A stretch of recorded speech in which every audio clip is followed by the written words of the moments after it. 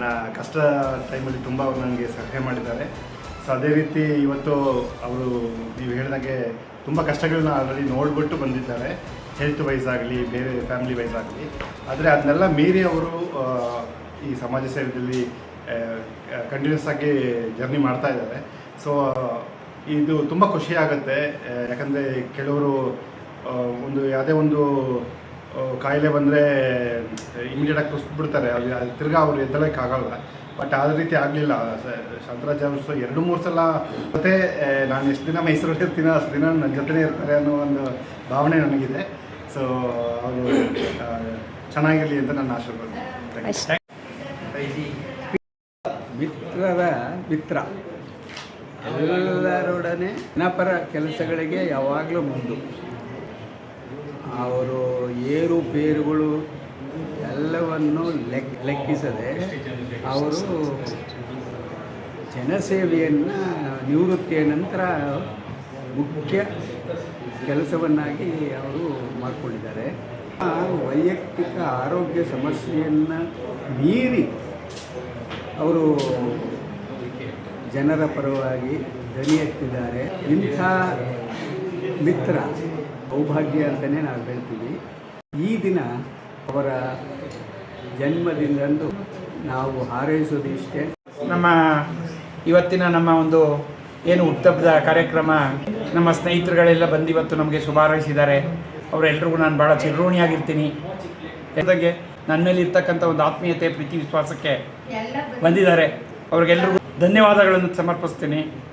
ಮತ್ತು ನಾನಿವತ್ತು ಆ್ಯಕ್ಚುಲಾಗಿ ಈಗ 68 ವರ್ಷ ಆಯಿತು. ಯಾವುದು ಬರ್ತ್ಡೇ ಬೇಡ ಈ ಟೈಮ್ನಲ್ಲಿ ಅಂತ ನಾವು ಬಿಟ್ಬಿಟ್ಟಿದ್ದೋ. ಈ ನಡುವೆ ನಾನು ಇದೇನೂ ಆಚರಣೆಗಳಿಲ್ಲ. ನಮ್ಮ ಅಹಿಂದ ಸಂಘಟನೆಯಲ್ಲಿ ನಾನು ರಾಜ್ಯ ಉಪಾಧ್ಯಕ್ಷರಾಗಿ ಕರ್ನಾಟಕ ಅಹಿಂದ ಒಕ್ಕೂಟದಲ್ಲಿ ನನ್ನ ನೇಮಕ ಮಾಡಿಕೊಂಡು ಕಾರ್ಯನಿರ್ವಹಿಸ್ತಾ ಇದ್ದೀನಿ. ಮೊನ್ನೆನೂ ಕೂಡ CM ಅವರು ಕೂಡ ಹೋಗಿ ನೋಡಿಬಂದು, ನಾವು ಟೀಮಲ್ಲಿ ಹೋಗ್ಬಿಟ್ಟು CM ಕೊನೆಗೆ ಭೇಟಿ ಮಾಡಿ ಮಾತಾಡಿಸ್ಕೊಂಡು ನಾವು ಎಲ್ಲ ಬಂದ್ವಿ. ಆ ನಿಟ್ಟಿನಲ್ಲಿ ನನಗೆ ಇವ್ರ ಜೊತೆ, ನಮ್ಮ ಸ್ನೇಹಿತರುಗಳ ಜೊತೆ ಇರೋ ಸಂಪರ್ಕ ತುಂಬ ಖುಷಿ ಕೊಟ್ಟಿದೆ.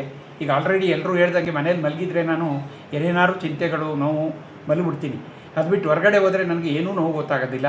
ನಾನು ಕೊನೆ ಉಸಿರಿರೋವರೆಗೂ ನಾನು ಇವತ್ತು ಕೂಡ ರಿಟೈರ್ ಆದಮೇಲೆ ಕೂಡ ನಾನು ಇಲಾಖೆಯಲ್ಲಿ ಕೆಲಸ ಮಾಡಿ ನಮಗೆ ಇಲಾಖೆ ಇವತ್ತು ಪ್ರತಿಯೊಂದು ರೀತಿಯಿಂದ ಎಲ್ಲವನ್ನೂ ಕೊಟ್ಟಿದೆ. ನನಗೆ ಎಲ್ಲವನ್ನು ಸರ್ವಸ್ವವನ್ನು ಕೊಟ್ಟಿದೆ ನನಗೆ. ನಾನು ಅದರಲ್ಲಿ ತುಂಬ ಅಂಚೆ ಬಾಂಧವ್ರ ಜೊತೆಯಲ್ಲಿ ಇರಬೇಕು. ನಾನು ಒಂದ್ಸಲ ರಿಟೈರ್ ಅಂತ ಮನೇಲಿ ಉಳ್ಕೊಬಿಟ್ರಾಗಲ್ಲ ಅಂತೇಳಿ ನನ್ನನ್ನು ಪೋಸ್ಟ್ ಲೈಫ್ ಇನ್ಶೂರೆನ್ಸ್ಗೆ ಡೆವಲಪ್ಮೆಂಟ್ ಆಫೀಸರ್ ಆಗಿ ನನಗೆ ಈಗಾಗಲೇ ನಾನು ರಿಟೈರ್ ಆಗ್ತಾವಿದ್ರು 8 ವರ್ಷದಿಂದ ನನಗೆ ಒಂದು ದೊಡ್ಡ ಹುದ್ದೆ, ಗೌರವಾನ್ವಿತ ಹುದ್ದೆ ಕೊಟ್ಟಿದ್ದಾರೆ. ಮತ್ತು ಇಲಾಖೆಯಲ್ಲಿ ಕೂಡ ಟಚ್ ಇಟ್ಕೊಂಡು ಈಗಲೂ ಕೂಡ ನಾನು ಪೋಸ್ಟ್ ಲೈಫ್ ಇನ್ಶೂರೆನ್ಸು ಕೂಡ ಮಾಡ್ತಾಯಿದ್ದೀನಿ. ಹಾಗೆ ಇಲ್ಲಿ ಬಂದಿರತಕ್ಕಂಥ ಎಲ್ಲರಿಗೂ ಕೂಡ ಮತ್ತೊಮ್ಮೆ ನಾನು ಧನ್ಯವಾದಗಳನ್ನು ಸಮರ್ಪಿಸಿ, ತುಂಬ ಜನ ನನಗೆ ಇವತ್ತು ತುಂಬ ಗೌರವಿಸ್ಬಿಟ್ಟಿದ್ದಾರೆ.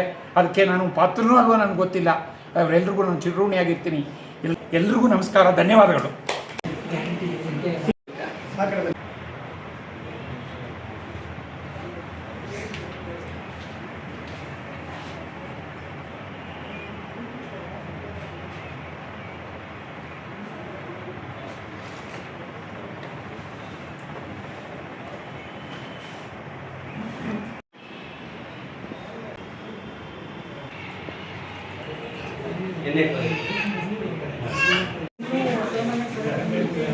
ಕೆಲವಾರು ವಿಚಾರಗಳನ್ನ ಅರಿತೆ.